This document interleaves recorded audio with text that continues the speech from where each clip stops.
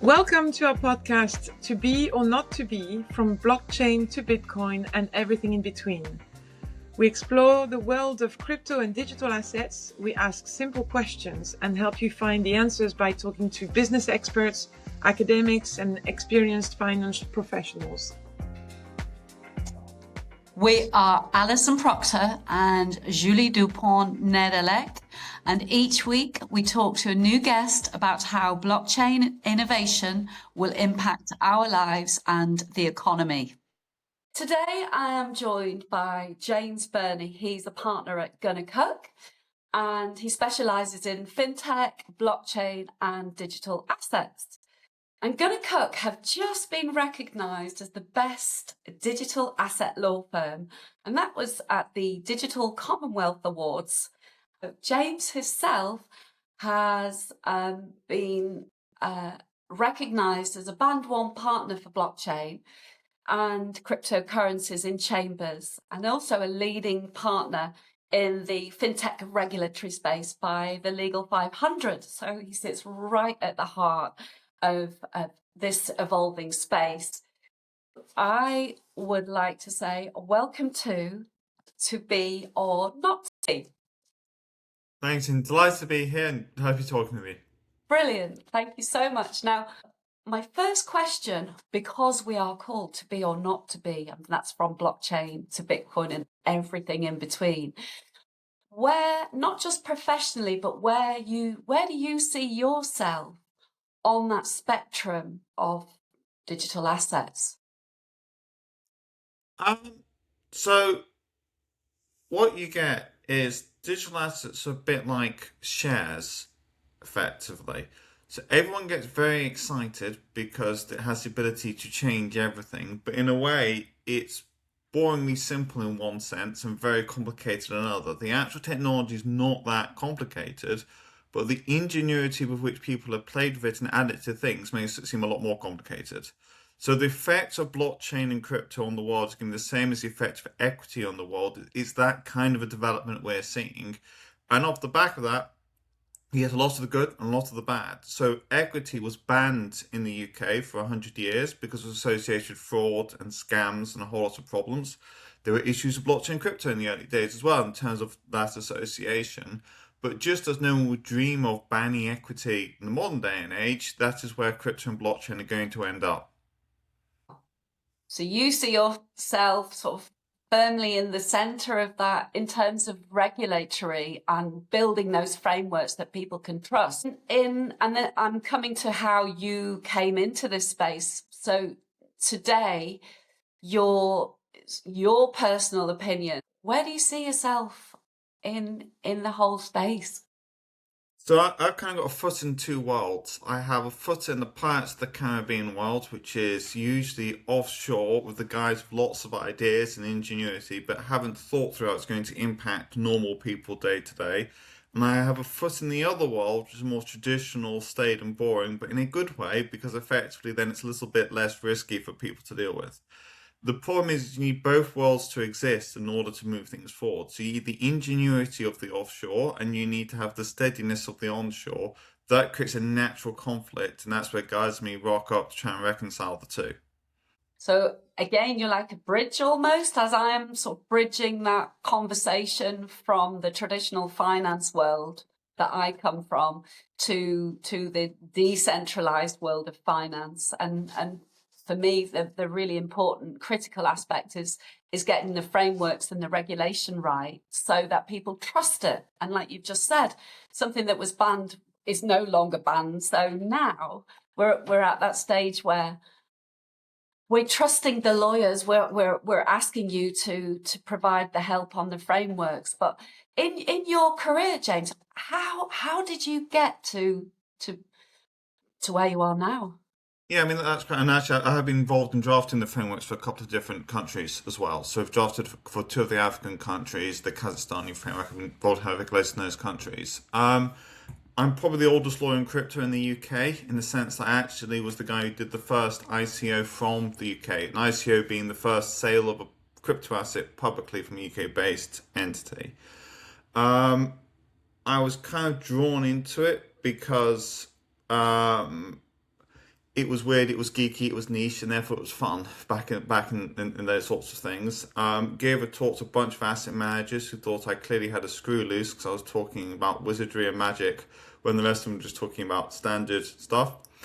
Got pulled in by a company called Seratio, and I helped worked on that one, and that was the first ICO from the UK. And then once you did that, you get pulled into other things because back in those days, a lot of people just didn't care, particularly in the legal circles, just didn't care at all. But there was a group of people, often coming out of places like Lehman Brothers, because we're talking 2008 banking crisis, and those people were very keen to get into the industry and build something. And that's why a lot of the original focus was around financial services and banking. Sort of the original people in the sector were ex-banking and financial services coming in. A lot of them had a dream. Those dreams often went splat when they hit the real world, but the underlying tech was solid. And again, what we're seeing now, sort of 10 years on, is those ideas are beginning to mature. So in a way, some of them were dreamers before their time. The rest of the world need to catch up a bit, and now the rest of the world is catching up. They can start to actually build the stuff they wanted to build 10 years ago.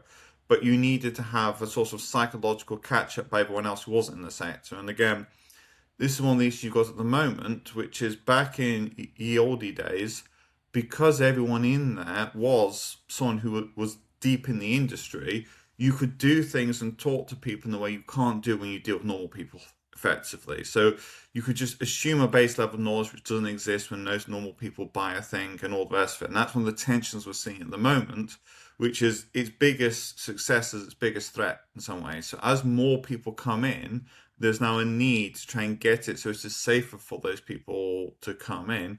And you can't assume that everyone can run their own node or knows how a blockchain works or knows how to mine. Normal people just don't do that, and therefore they have to have those guardrails in place. Well, that actually kind of leads into what my next question was going to be, which in terms of the challenges that you see, what do you think at the moment is the biggest challenge facing the digital asset space? Your problem is most new things when they get invented and immediately the guardrails whack in so no one can really get involved. In that sense, it starts with a small number of people, usually banks or something like that, and then it's gently released to more and more people. You saw that with things like hedge funds and the like, where it started off, it was all considered very scary, small number of people in, and as hedge funds mature and people get more used to it, it's gently opened up to let more people to come in. Your problem with crypto is the exact opposite. So it starts with everybody being involved, and you can't put the cat back in the bag. There's these two an issue for everyone in the room because normally you have a gentle release, and now it's kind of looking the other way. It has a couple of effects that. So first of all, lots of the original crypto type products could be small startups, tiny number of people. That's how you operate it. However, first of all, as people try to put things back in the bag, some of that was cack-handed, so it didn't work. And therefore it became more legitimate to not comply with rules, which normally you'd have to comply with because the rules are arbitrary across the globe. The other issue walked into was spend. So the problem is because anyone can do it in one sense, the spend which you need to do comply with legal and compliance and so on gets underestimated. So startups tend to be too small effectively to operate.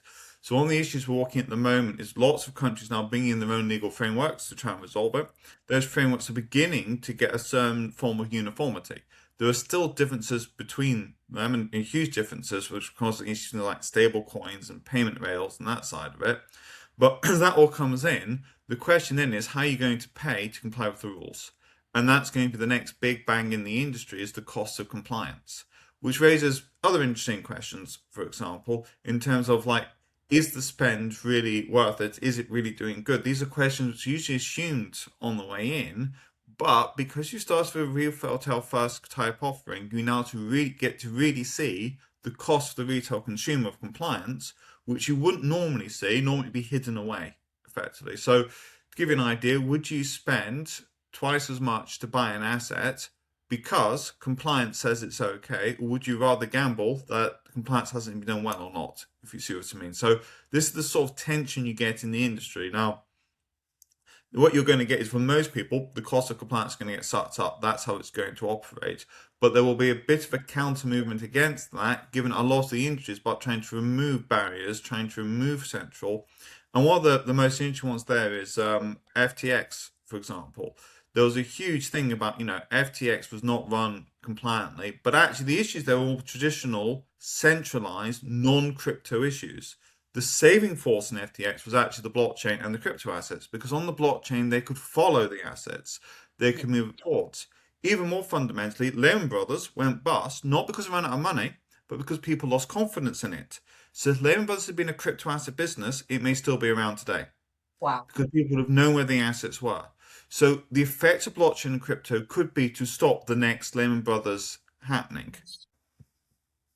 Well, you've just brought up a couple of things immediately that spring to my mind. My first question I was going to ask you was really the connecting to the offshore work, which I think stems from some of these complications or these challenges. But what you've just told me then about Lehman Brothers and the possibility of eradicating that sort of opaque system that it's not seen until it's too late. It shows that the blockchain industry and the digital asset technology is a force for good now. So two things there. So first of all, I'm going to go back to the Cayman Islands or Malta or Isle of Man, Jersey, all of these offshore locations. Tell me a little bit more about that. Why is that now an important aspect of the business? So that's an industry in flux. So again, what you got is you've got the same in things like funds and the rest of it. You get jurisdictions that look at an industry and they look at the opportunities within that industry. You get other jurisdictions look at the industry and they're worried about it. So to give you what happens is a country like Cayman Islands or BVI or Jersey, because this is a relatively small jurisdiction, will look at this and go, there's an opportunity here for us to attract business into the jurisdiction. So all of their setups are about trying to bring you into that jurisdiction. So for funds, there's a lot of thought goes into tax. For crypto companies, it's about making it quick and easy to set up. Other jurisdictions, so US, EU, UK, are more worried about their consumers losing money, because these are the things where people tend to buy stuff rather than when they tend to sell it. Because of that, their rulebooks tend to be more aggressive in terms of what they turn up with, because they're worried about people losing money more than trying to necessarily attract more business into the jurisdiction for the sake of attracting more business into the jurisdiction. So you look at what the FCA determines as a good outcome for its regulation. It's about people understanding the asset class, understanding the risks, and making sensible investment decisions. If you look at other jurisdictions, it is number of companies setting up in their jurisdiction. That's what they're after. The interesting play at the moment is in the EU and the UK, the new rules coming in, or in the EU which have come in, ban reverse solicitation and move you towards needing local companies to set up in order to stand those jurisdictions. So the new battleground is going to be onshore versus offshore, because effectively what you're going to get is, if you set up offshore, there may be tax advantages, there may be some simplicity, but selling into the jurisdictions is going to get steadily more complicated, and you're likely to have to sell through an existing distribution chain, which will want to take a cut of the profit. So they're under threat in some ways, these offshore jurisdictions, because they've got to go through an onshore jurisdiction to get through. But the flip side is they'll do everything to keep the business in their jurisdiction. So this is going to be a back and forth over the next couple of years. Well, it's certainly interesting in how all of the regulatory and these frameworks are embedding at the moment into the system. So in terms of whether there is any pushback, it's not about the industry itself any longer, is it? It's really about where the trust lies and how that trust is perceived or embraced by the consumer, the retail consumer, and these institutions. And this is the bit I'm trying to really understand. Are people like the FCA, are they saying that the consumer is not sophisticated enough to understand it, therefore we need to put more guardrails in place? How is it broken down? This is the bit, because what you're doing is phenomenal. You understand the space. But for an outside Joe Public, I'm just looking to make the right investment in what I believe is a technology that's a force for good for humanity. But how can I access that? This is the bit I'm confused about. All regulators want to do the right thing. The problem is, depending on where that regulator is based, the right thing means something different. Right. So if you are the FCA in the UK, when Bitcoin crashes or when something goes wrong, everybody picks up the phone to the FCA and shouts at them, and why didn't you stop this? Why didn't you stop that? What happened to that fraud? And that is what they keep getting kicked with. You also had, bluntly, some fraudulent businesses trying to get licensed in the UK, including things like organised crime trying to get licensed in the UK. And again, the FCA wishes to kill that. Yeah. So the FCA's concern is stopping harm to the consumers. Its secondary consideration is also trying to promote the industry, but you have an intrinsic conflict in the FCA's mind there, where it's trying to encourage the industry, but it still needs to protect consumers. And the way in which the FCA is doing that is it's holding crypto up to the same standard as traditional authorized firms, yeah. but there's some of the infrastructure which gives authorized firms an advantage isn't there for crypto. So you've got intrinsic issues. You've got issues with crypto companies not being given access to banking because banks just don't like the sector. Yeah. You've got issues in terms of some of the cheats, like being able to borrow those people's licenses is much trickier for crypto than other sectors. But that's the FCA's viewpoint. Yeah. When you look at other countries, again, it gets very political. So to take something like stablecoins, a lot of stablecoins, so stablecoins are crypto assets linked one-to-one to a currency for payments purposes. A lot of those are US dollar backed. What that means is when you buy that stablecoin, all of your money is being converted into US dollars and is going to US dollar accounts. Because of that, the Americans love stablecoins because it brings money into the country.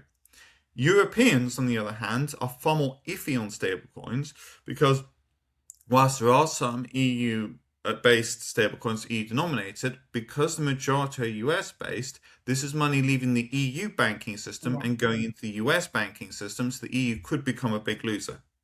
Countries like the UK tend to be more relaxed about which way it could go, simply because the feeling is the money will be generally net neutral. Now, that doesn't mean the UK is totally relaxed, hence the Bank of England is thinking if a thing becomes systemic in the UK, what guardrails are in place? Because again, if stablecoins wipe out traditional money, fiat money as it calls it, then effectively you could be dependent on another country for your entire banking and financial services system unless you've got the guardrails in place. So because of the ability of the thing to scale, you can move into huge political questions. Yeah. And actually some of this goes all the way back to Keynes, who many years ago suggested there should be a currency for the world which is not linked or backed by any particular nation state. Now, nation states hate that because the US has a huge amount of influence because of the US dollar on other countries. When you replace that with another type of currency, that becomes an issue. So there was at one point a oil-based payment system.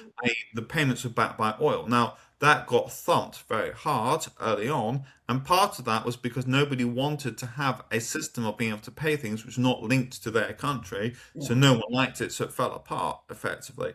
But the question is there, given that the world's become more and more political, the role of a neutral territory becomes more and more interesting for people. But again, no one's going to love it as a country, but will they compromise on it? That's now becoming the question. Because effectively, it is a mechanism whereby people who don't particularly like each other can at least transact.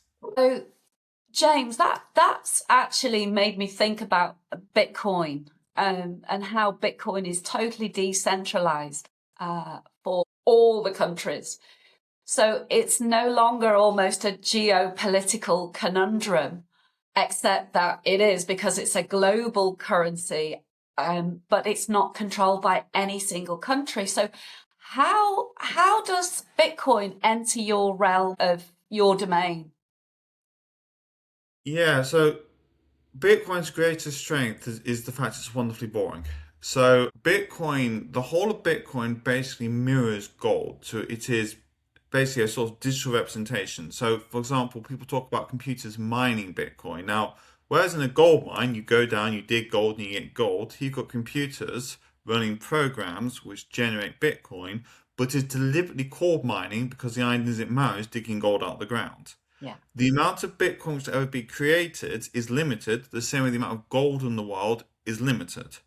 So Bitcoin is no more or less of a scam or a payments mechanism or anything like that than gold is. Exactly the same thing, because it's simply an electronic version of how gold works. And that was deliberate all the way through.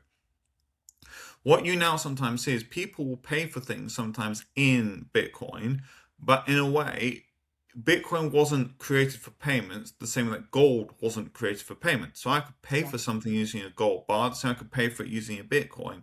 But the limitation is the fact it's not really built with that in mind, effectively.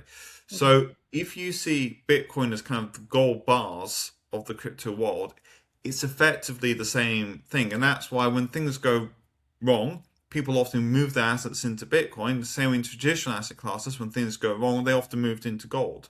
And there's an interesting shootout going to ride between gold and Bitcoin in the sense that Bitcoin is in some ways easier to store and less costly to store than gold. So if it can replace gold as an asset class, that's what the Bitcoin maxis would like to see happen. But on the other hand, gold is something you can physically touch, and you can't physically touch a Bitcoin. And for a group of people, they're like assets they can sort of stick under the bed and touch and make sure they're still there, if you see what I mean. So that's the trade-off happening. But Bitcoin is simply gold, and therefore, from a straight lawyer's perspective, in some ways it's boring because it just sits there, the same way gold just sits there effectively. But gold has a place in the world. That's why Bitcoin will have a place in the world. So do you think that's why the banks are beginning to see Bitcoin as an asset class that can be used as a store of value before it's used as a digital currency or digital credit even as well? Do you think there's a sort of a convening of ideas that Bitcoin could become the base asset layer for the financial world? Yeah, I mean, these things go through phases. So what you get is you get a knee-jerk response, which is often, I don't like this, go away. Usually by the people who are already in the industry, they're happy the way they are, why would they change things? You then go into the sort of the weird mode, I think it's all a bit weird, and then you enter into sort of acceptance. It's like the stages of grief, but sort of in reverse, because at the end of it, they quite like it. Bitcoin is going down that route. And that's where, again, because, often with these things, beauty is in the eye of the beholder. So if you take, let's go back to shares for a second. One is quite like shares is most people don't know what shares are. They think shares are an ownership right, which they're not. They think it's a right to a dividend, which they're not. They think it lets you influence the company. They don't. All a share is it's a percentage of the proceeds of the company in the event of an insolvency. Legally, that's all you bought. And if you go to an asset manager going, I'd like to buy some shares in the company, so if it goes bust, I'm one of the debtors, if you don't mind, that's not a very attractive sale. You then get an entire industry, asset management, looks at shares, comes up with ways of advancing it, describes their fundamentals, whatever that means, and effectively the entire world sees shares a certain way, and therefore shares act predictably, because that is the attributes we've given them. Bitcoin's doing the same. So everyone looks at Bitcoin. The first question, is it a scam or isn't it a scam, was the question people had. The same way when people looked at shares in the South Sea bubble, is it a scam or isn't it a scam? That's the first question they had. When they decide it isn't a scam, is it something they're prepared to pay for, becomes the next question. And now what you're seeing is as banks will stand behind Bitcoin by buying it, it becomes safer and safer because big institutions are now holding it. So you've got your natural buyers in the room. So if it goes below a certain level, people will come in and buy it because intrinsically they believe in the asset class. And that's where Bitcoin becomes legitimate because the world has decided it is legitimate rather than being intrinsically anything one way or the other. And although that sounds weird, that's actually how a lot of things start off. There is no market for gold. Gold is used in fillings, it's used in a small number of compliances, and it's used in jewelry. That's like 5% of all gold supply. The rest of gold is all stored, and because we believe it's worth something, that's how it works. So the same way that gold's only got a value because we decide it has a value, Bitcoin's doing the same thing. It's absolutely fascinating because, again, you've got a legal brain and you can look at it in a really good structured way. But ultimately, it sounds like the whole world has to have this belief system for everything that we have constructed as society. And it's up to the lawyers to make sure that that belief system is strengthened with rules that we can follow. Yeah, and that's the same for whole financial services. The entire financial services is a series of beliefs, if you see what I mean. I mean, you could go back to you could take the view, I can't eat it and I can't get it. Hunter-gatherer is the only honest thing in the whole shebang, effectively. We should all go back to that kind of stage. Belief is what gets everyone through modernization and all the rest of it, if you see what I mean. So a lot of it, a quarter of all US dollars were printed under the Biden era, yet people still believe in the dollar. One day they may no longer believe in the dollar, which is quite a scary thought. But at that point, you're going to get a huge crash in the US because intrinsically there's no great value attributed to any currency. So money is a belief system, shares is a belief system, gold is a belief system. Crypto is just another belief system coming in the room, but it's no more legitimate or illegitimate than any other series of beliefs, if you see what I mean. And what I found amazing is the ability of human beings to believe things is one of its greatest strengths in a bizarre kind of way. But the ability to believe stuff brings stuff into existence. But a lot of what you get in the world is a trick of the human mind. Yeah, I mean, again, plays right into how I see our civilization. And perhaps if we've got any neuroscientists in the room that can also back that up, that would be fantastic to hear from them as well. But I really want to follow the journey of how our crypto digital asset industry is really coming to the fore in the UK and how we could potentially lead the world. I want to say thank you. Huge appreciation for your time. And as well, it's almost a lesson and makes lawyers seem much more accessible when you explain it in a way that hopefully we can all understand. So again, thank you so much, James, for your time today. Thank you. It's been a pleasure and great fun. Thank you very much. Hopefully we can do it again. Thank you for listening. This was To Be or Not to Be, from blockchain to Bitcoin and everything in between. If you enjoyed this episode, please subscribe and comment. We would love to hear your feedback and make this podcast better by answering your questions. This podcast is for information and entertainment purposes only and does not constitute financial, investment, legal, tax, or any other form of professional advice. Nothing in this episode, or any other, should be taken as a recommendation, endorsement, or invitation to buy, sell, or hold any cryptocurrency, tokenized asset, or other investment, or to engage in any specific strategy. Views expressed by the hosts and guests are personal opinions only and do not represent the views of any organizations they are affiliated with. The content may be inaccurate, incomplete, or become outdated at any time, and no liability is accepted for any loss or damage arising from reliance on it. Listeners should always do their own research and seek advice from an appropriately regulated professional before making any financial decisions.